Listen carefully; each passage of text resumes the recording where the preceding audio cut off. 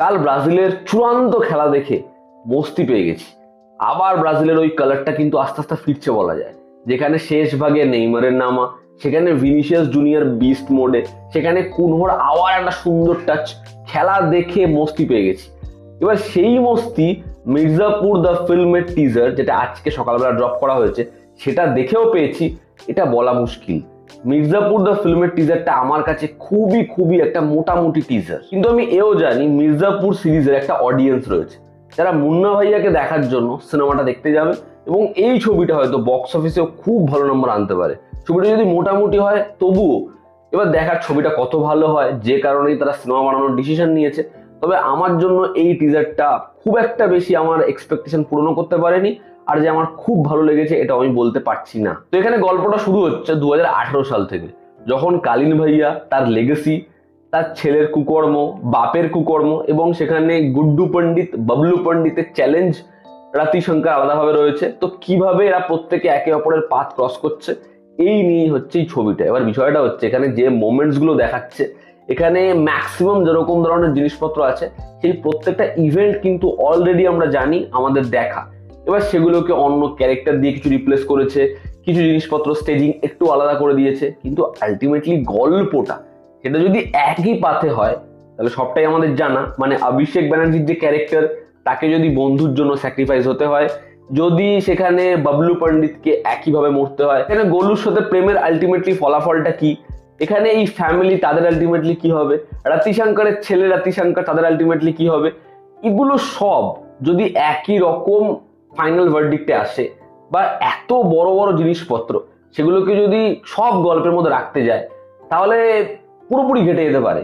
বা 2.5 ঘন্টা 3 ঘন্টায় সেটা পুরোপুরি বলা যাবে কি, এটা সব থেকে বড় জিজ্ঞাসা। তবে আমার মনে হয় যদি গল্পটা একদম অন্য পাথে এগোয়, এবং সেখানে তারা সিজনে কিরকম ভাবে কি এগিয়েছে সেটা একদম বাদ দিয়ে দেয়, তাহলে আমরা যদি গল্পের মধ্যে সারপ্রাইজ পাই তাহলেই দেখতে ভালো লাগবে। এখানে আমার মনে হয় টিজারে মুন্না ভাইয়াকে, দিব্যেন্দুকে অনেক বেশি হাইলাইট করা উচিত ছিল, তাকে স্পেস দেওয়া উচিত ছিল।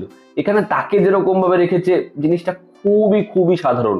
মানে এখানে আলী ফয়সালকে যে স্পেসটা দেওয়ার চেষ্টা করেছে, আমার মনে হয় এই একই স্পেস দেওয়া উচিত ছিল মুন্না ভাইয়াকে, তার আতরঙ্গিপনাকে। মানে একটা ডায়লগ কিসে বাজায়, ওটার জায়গায় আরো আরো অনেক কিছু রাখা যেতে পারতো, এই চরিত্রটা কতটা কতটা ঢ্যামনা এটা বোঝানোর জন্য। একটা হিউজ কাস্ট রয়েছে, মির্জাপুরের ম্যাক্সিমাম কাস্টই আবার রিপিট হয়েছে, কিন্তু এখানে কাউকেই আমাদের যে টিজারে হেভি চোখে লেগেছে ওটা আমরা বলতে পারি না। কিন্তু টিজারের ডিউরেশন কিন্তু 2 মিনিটের বেশি। এখানে না ওই সিংহাসন হাইলাইট হয়েছে, না সিংহাসনে বসা কালীন ভাইয়া, না তার বাপ, না তার উল্টো দিকে রাতিশঙ্কর, রবি কিষান, মেবি রাতিশঙ্কর বা রাতিশঙ্করের ছেলে, কেউই প্রপারলি এস্টাবলিশমেন্ট পায়নি। ভাবনা ভালো যে ওই গাড়িগুলো এরকম ভাবে স্প্লিট হয়ে যাচ্ছে, বা শেষ যে ডায়লগটা আমরা কার ছেলে শুনেছিলাম, কার মা এটা শুনিনি, এই ডায়লগটা আবার যেরকম ভাবে নুন দিচ্ছে, কিন্তু সেগুলো যে খুব ওয়ার্ক করছে সেটা বলা যায় না। এখানে রনেস, ব্রুটালিটি, অ্যাকশন সেগুলো দেখিয়েছে, সেগুলো ঠিকঠাক লাগছে, ব্যাকগ্রাউন্ড স্কোরটা আলাদা করে শুনতে মজা লাগছে।